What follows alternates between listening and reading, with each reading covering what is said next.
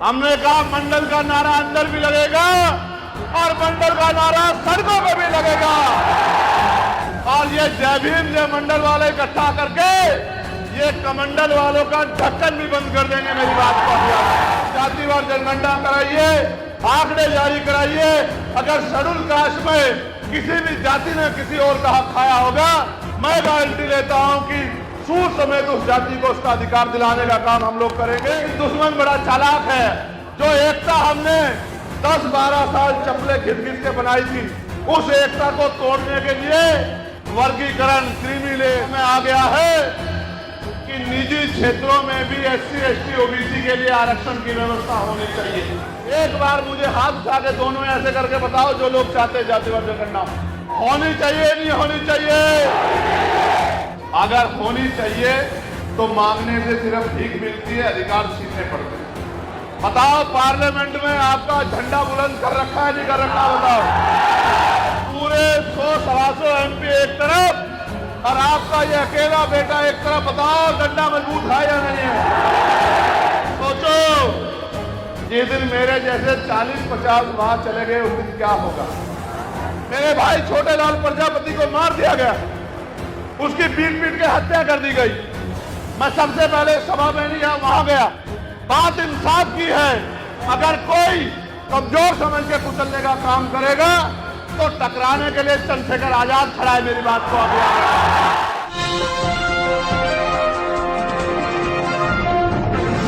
बारिश भी बहुत तेज आई है बाहर, ये भी मैं देख पा रहा हूं। लेकिन दुनिया की कोई बारिश, दुनिया की कोई आंधी, दुनिया का कोई तूफान आने वाले समय में बहुजन समाज का रास्ता नहीं रोक सकता। ये मेरा कथन आने वाले 5 से 7 साल में अटल सत्य भारत में होगा। मेरी बात को आप लोग याद रखना। बहुजन समाज के लोग तमाम तरह की मुसीबतें सह के रूखा सूखा खाकर अपने घरों को चलाने का काम करते हैं। सुबह से शाम तक खूब मेहनत करते हैं, खूब कठिनाई उठाते हैं, तब जाकर हमारे घरों तक या हमारे भूखे पेटों तक खाना पहुंच पाता है। ये कठिन दौर है। पानी यहां से भी आ रहा है, पानी वहां से भी आ रहा है और पानी हमारे लोगों की आंखों में भी है। वो पानी, जिस पानी को सूखने में अभी कुछ समय और लगेगा, लेकिन मेरा विश्वास अटल है कि वो पानी सूखेगा और हमारे लोगों की आंखों में भी खुशहाली के आंसू आएंगे। मेरी बात को आप याद रखना। तो कुदरत ने ऐलान भेजा है कि जैसे नीरज भाई ने जब कहा कि ये बहुजन आंदोलन की सबसे मजबूत धरती होगी, तो ये बारिश गवाही दे रही है कि आने वाली फसल भी शानदार होगी, बहुजन समाज के लिए ताकतवर होगी। सम्मानित साथियों, अपनी बात को शुरू करते हुए मैं बहुजन समाज में जन्मे सभी संतों, गुरुओं और महान पुरुषों को नमन करता हूं। मैं नमन इसलिए करता हूं कि मैं उनके योगदान को याद रखना चाहता हूं, क्योंकि बाबा साहब अम्बेडकर ने कहा है कि जो कौम अपना इतिहास नहीं जानती वो कभी भविष्य का निर्माण नहीं कर सकती है। और इतिहास को जानने के लिए इतिहास को पढ़ना पड़ेगा और मैं आज आपको इतिहास के पन्नों में ले चलूंगा। सर्वप्रथम तो जिन महान पुरुषों की जयंती पे हम लोग कार्यक्रम मना रहे हैं, महामना भारतीय राजनीति के कबीर कहे जाने वाले विश्वधन रामस्वरूप वर्मा जी, और जिनकी आज जयंती है, जिनकी वजह से 52% पिछड़े वर्गों के घरों में तरक्की का चिराग जला। मैं मान्यवर बीबी मंडल जी को भी नमन करता हूं। और पुराने सब लोग तो ये जानते हैं कि जातियों में हमें बांट के कौन हमारा हिस्सा खा रहा है, और जातियों को अगर तोड़ के हमने बहुजन समाज में भाईचारा स्थापित कर लिया तो फिर हम इस देश में हाथ फैलाने वाले नहीं, देने वाले लोग बन जाएंगे, ताकतवर लोग बन जाएंगे। वो दिन भी हमसे दूर नहीं होगा। सम्मानित साथियों, मैं आज याद करता हूं बाबू जगदेव प्रसाद कुशवाहा को, मैं आज याद करता हूं जननायक कर्पूरी ठाकुर को, मैं आज याद करता हूं बाबू सिरदयाल चौरसिया जी को, मैं आज याद करता हूं संत राम बीए प्रजापति जी को, मैं आज याद करता हूं संत गाडगे जी महाराज को, मैं आज याद करता हूं नारायणा गुरु को। और जब तक पेरियार ललई यादव, टीवी पेरियार रामानायकर स्वामी जैसे महान पुरुषों का नाम नहीं आएगा और उनके साथ साथ राष्ट्रपिता ज्योतिबा फूले, छत्रपति साहू जी महाराज और डॉक्टर बाबा साहब अम्बेडकर और मान्यवर काशीराम साहब का नाम नहीं आएगा, ये परिवार बहुजन परिवार एकजुट नहीं होता। मैंने जिनके नाम लिए हैं वो सब आज की जाति व्यवस्था में पिछड़ी जाति से आते हैं। तो यानी कि जो अधिकार आज हमें मिले हैं उसमें हमारे इस परिवार का बहुत बड़ा योगदान है। उन्होंने तब आगे बढ़ के इस आंदोलन को चलाने का काम किया और फिर बाबा साहब अम्बेडकर ने, मान्यवर दीना भाना वाल्मीकि जी ने, मान्यवर काशीराम साहब ने उस आंदोलन को कामयाबी के रास्ते पे ले जाने का काम किया। उन्होंने संघर्ष किया, उसकी वजह से आज हम लोग यहाँ खड़े हैं। और अगर आज ये सब पीढ़ी मिलके भाईचारा बना के, एकता बना के संघर्ष करेगी तो आने वाले समय में इनकी आंखों में ना आंसू होंगे, ना इनके साथ जुल्म जाति कोई कर पाएगा। सम्मानित साथियों, आज का जो टॉपिक है वो जातिवार जनगणना है। और जातिवार जनगणना क्यों होनी चाहिए, इस बात को समझने के लिए समझिए कि दुश्मन बड़ा चालाक है। रामेश्वर परम जी, आपने अपनी बात को जब रखा मैं सुन रहा था और आपने महामना रामसुख वर्मा जी के लिए कहा कि उनका नारा था कि राष्ट्रपति की या हो मजदूर की संतान और सबको शिक्षा एक समान। और आपको याद होगा मैंने पार्लियामेंट में इस बात को और मजबूती से उठाया और मैंने ये कहा कि शिक्षा व्यवस्था में तब सुधार होगा जब चाहे राष्ट्रपति हो, प्राइम मिनिस्टर हो, राज्यपाल हो, केंद्रीय मंत्री हो, स्टेट का मुख्यमंत्री हो, स्टेट का मिनिस्टर हो, क्लास 1 का अफसर हो, क्लास 2 का अफसर हो, क्लास 4 का अफसर हो, विधायक हो, सांसद हो, प्रधान तक जो भी अभिनेता हो जो सरकारी सुरक्षा ले रहा है, सरकारी सहायता ले रहा है, सरकारी पदों पे बैठा है, उनके बच्चों को सरकारी स्कूल में पढ़ाना चाहिए। जब एक टेबल पे एक तरफ मंत्री जी का बेटा बैठा होगा, उसके बराबर में किसान का बेटा बैठा होगा, उसके बराबर में मजदूर का बेटा बैठा होगा, उसके बराबर में डीएम का बेटा बैठा होगा, उसके बराबर में आईपीएस का बेटा बैठा होगा, तो बताओ स्कूलों में अच्छी शिक्षा आएगी या नहीं आएगी। और ये किसका नारा था? ये महामना रामसुख वर्मा जी का नारा था। उनका अनुयायी होने के नाते, अर्जक संघी होने के नाते मैंने पूरी ताकत से पार्लियामेंट में इस नारे को उठाने का काम किया, क्योंकि मैं मानता हूं कि हमारे महान पुरुषों ने जो बातें कही वो हल्की बातें नहीं। जिस तरह से बाहर की बारिश रुक गई, दुश्मन का काफिला भी आपकी एकता के आगे ऐसे ही रुक जाएगा। बहादुरों, याद रखो मेरी बात को, आपकी एकता का कोई तोड़ नहीं है। जिस दिन 85% बहुजन एक हो गया उस दिन इस देश में आपका राज होगा। जिस दिन आपका राज होगा तो नीति आप लोग बनाएंगे, और जिस दिन नीति आप लोग बनाएंगे तो किसी का मकान टूटा हुआ नहीं होगा, किसी के घर में सुख सुविधा की कमी नहीं होगी, किसी को अपनी जमीन गिरवी नहीं रखनी पड़ेगी, किसी के साथ जुल्म ज्यादती नहीं होगी। ये तभी होगा जब आप भाईचारा बनाओ। साथ साथ जब जातिवार जनगणना की बात होगी तो मैंने पार्लियामेंट में हर भाषण में जातिवार जनगणना होनी चाहिए इस बात को उठाने का काम किया है। मैं किसी पे कटाक्ष नहीं करना चाहता, ये मेरा काम नहीं है, ना मेरे पास समय है। लेकिन आप याद करो, जिन पार्टियों ने जातिवार जनगणना का, आरक्षण का झंडा उठा के उत्तर प्रदेश में और देश में चुनाव लड़ने का काम किया, हक वंचित समाज के वोट लेने का काम किया, कई स्टेट में उनकी सरकारें हैं, बताओ क्या वो अपने यहाँ जातिवार जनगणना करा रहे हैं, नहीं करा रहे हैं? बताओ। इसका मतलब क्या है? इसका मतलब यह है, नीरज भाई अपनी बातें अपने विचारों में सुनाते हैं कि बहेलिया आएगा, जाल बिछाएगा। इस बात को समझो, उनको आपसे वोट चाहिए, आपकी समस्याओं से उनको मतलब नहीं है। जातिवार जनगणना होगी तो ये पता लगेगा कि किसका हिस्सा कौन खा रहा है, किसकी संख्या कितनी है, किसको मिल क्या रहा है, कौन किसका हक लूट रहा है। और ये जो भाइयों भाइयों में झगड़ा कराने का काम किया गया है कि आपका हिस्सा उसने खा लिया, मैं गारंटी देके कहता हूं, इस मंच के माध्यम से कहता हूं, वचन देके कहता हूं, मेरा वचन अटल है, सूर्य पूरब की जगह पश्चिम से निकल सकता है। अगर मैं समाज के बीच में खड़ा होकर कोई वचन देता हूं तो मेरी गर्दन तन से तो जुदा हो सकती है, मैं अपने वचन से फिर नहीं सकता।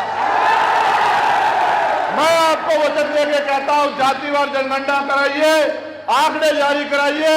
अगर शेड्यूल कास्ट में किसी भी जाति ने किसी और का हक खाया होगा, मैं गारंटी लेता हूं कि सूर समेत उस जाति को उसका अधिकार दिलाने का काम हम लोग करेंगे।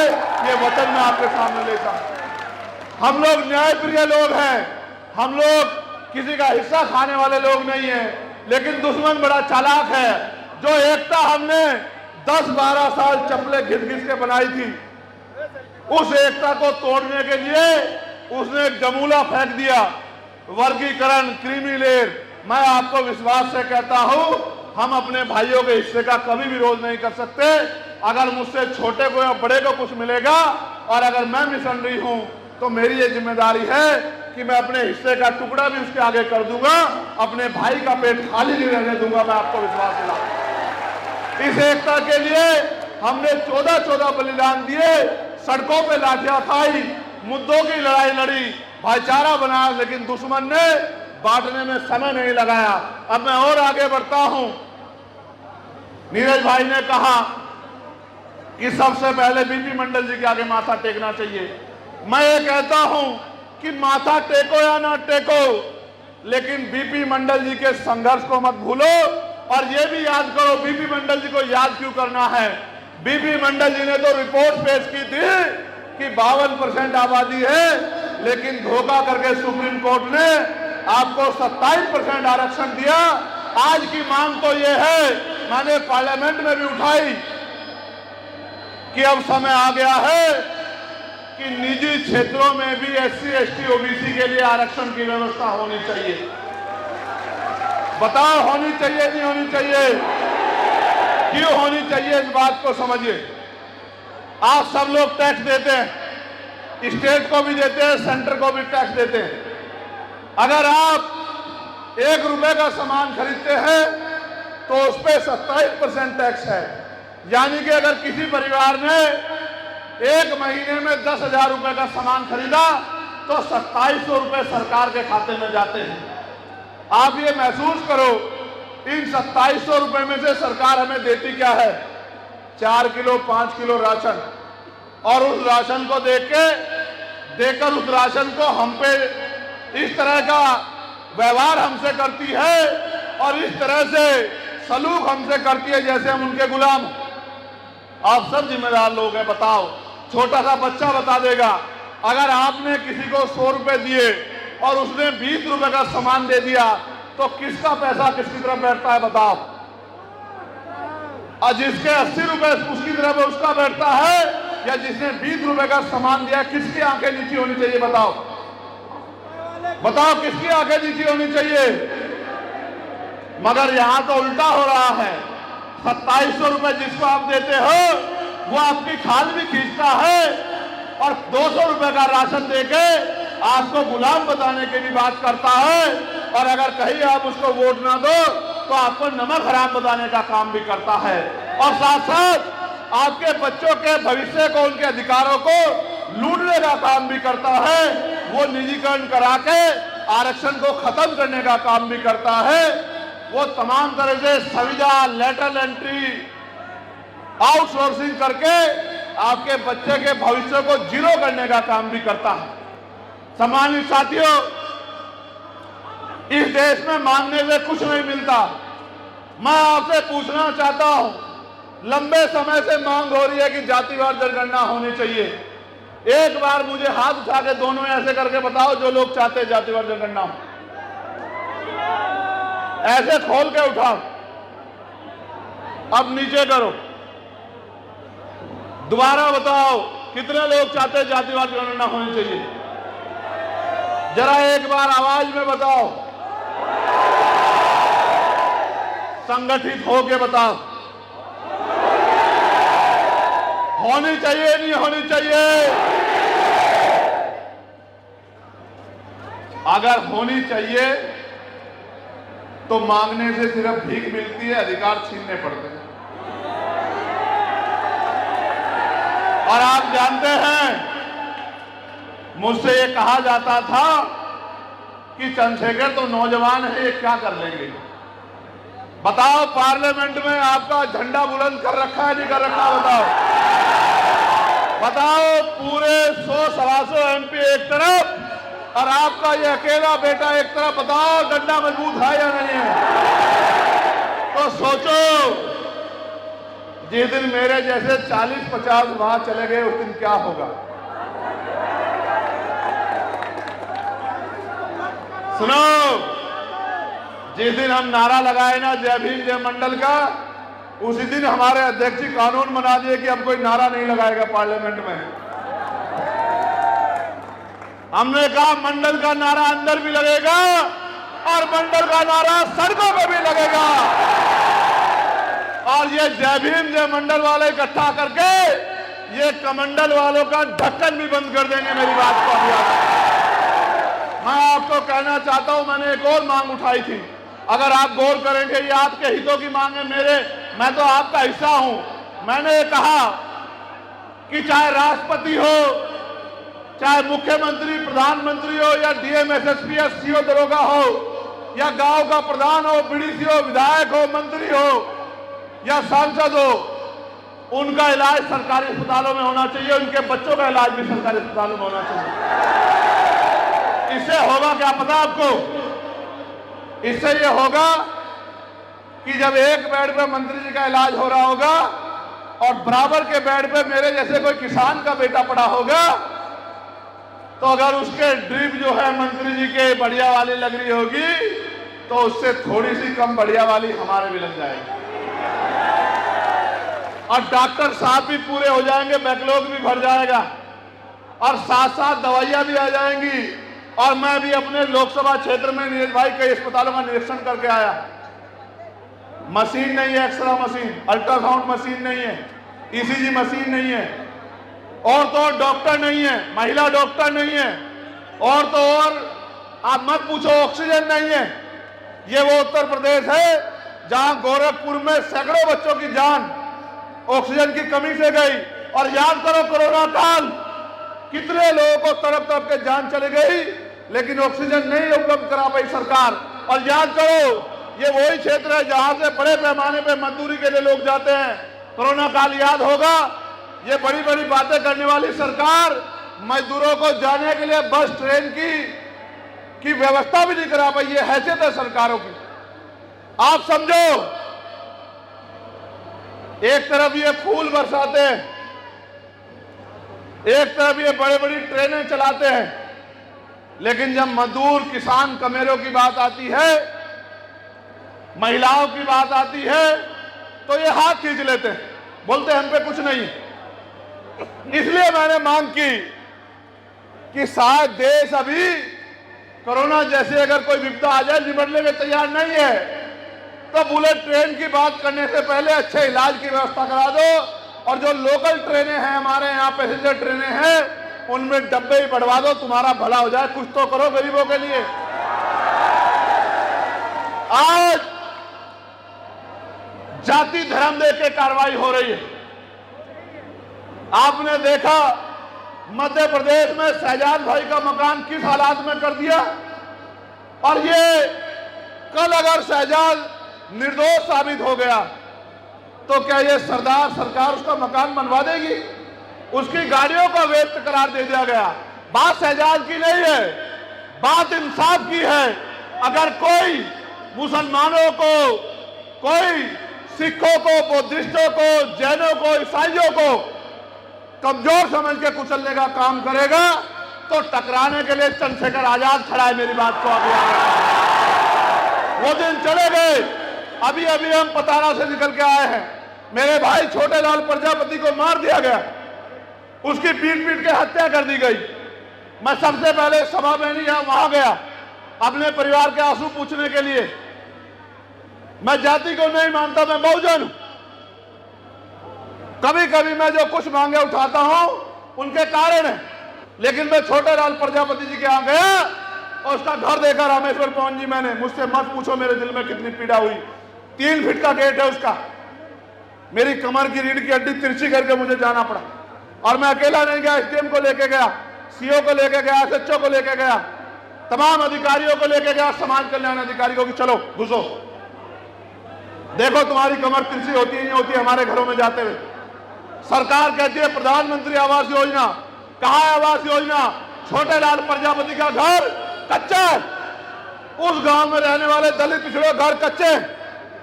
यह है प्रधानमंत्री आवास योजना। इसलिए मैं आपसे कह रहा हूं, मैंने मांग की कि जो आरोपी बाकी है उनको गिरफ्तार करो। मैंने मांग की कि छोटे लाल प्रजापति को 1 करोड़ रुपए का मुआवजा दो। मैंने मांग की उसके बेटे को नौकरी दो, एक सरकारी। आज मैं उत्तर प्रदेश में उस ताकत में नहीं हूं, लेकिन मैं आपसे कह रहा हूं आने वाले समय में आप सब लोगों की मेहनत से अगर हम लोग उत्तर प्रदेश में ताकत में आ जाते हैं, किसी सामंती की हिम्मत नहीं होगी कि चंद्रशेखर आजाद छोड़ने वाला नहीं है। अब ये 65-70 साल वाला नेता नहीं है जो सुबह कुछ कहता शाम को कुछ कहता भूल जाता। ये तो 40 साल से भी कम उम्र का नौजवान है, ये तो बेरोजगारों में से एक है। ये छोड़ेगा नहीं, ये देना नहीं चाहती सरकार। और इसका उदाहरण है 69,000 शिक्षक भर्ती। नीरज भाई यहां बैठे, उन्होंने देखा किस तरह से हमने 69,000 शिक्षक भर्ती में लड़ाई लड़ी। 5 दिन खुले आसमान के नीचे सड़क पे, तपती सड़क पे सो के हमने संघर्ष किया। 6,800 नौकरियों की लिस्ट जारी करवाई। फिर वो लोग हाईकोर्ट चले गए, वो नौकरियां रोक दी गई।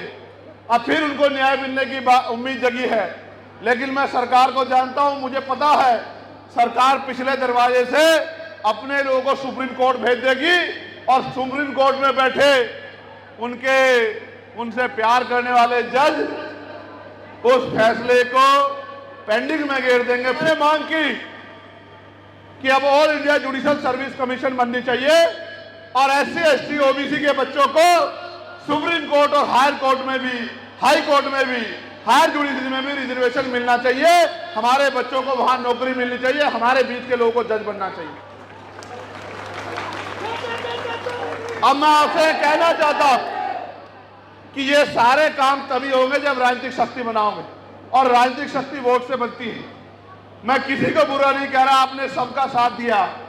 आप बताओ क्या मेरा अधिकार आप पे कुछ बैठता है नहीं बैठता है? जो लोग कहते हैं कि बैठता है वो दोनों हाथ खड़े करो। उधर के लोगों ने कम हाथ उठाया है, जरा देख रहा हूं। अच्छा हाथ नीचे करो। ये बताओ आपके आने वाली पीढ़ियों का इस देश में क्या होगा? कोई जवाब है आपके पास? बाबा साहब ने कहा political power is the master की। राजनीतिक सत्ता वो चाबी है जो सारी समस्याओं का हल कर सकती है, और वो चाबी आपके अंगूठे में है। जिसका बटन दबाओगे उसके पास ताकत आ जाएगी। अच्छा बताओ, जब चंद्रशेखर आजाद समाज पार्टी पे ताकत होगी तो बताओ आपके हाथ खाली होंगे क्या? बताओ। आप अपना भविष्य खुद बना सकते हो, आप अपनी तकदीर खुद लिख सकते हो, आप अपने लिए जमीन से लेकर रोजगार की और आजादी के जीवन की व्यवस्था कर सकते हो, अगर आप अपने फैसले मजबूत कर लो। मैं कल भी तुम्हारा था, आज भी तुम्हारा हूं, और जब तक जीऊंगा तुम्हारा रहूंगा। मगर कहना चाहता हूं तैयार हो जाओ, खड़े हो जाओ। यहाँ नहीं खड़े होना है, अपनी जिम्मेदारी पे खड़े होना है, मैं ये कहना चाहता हूं।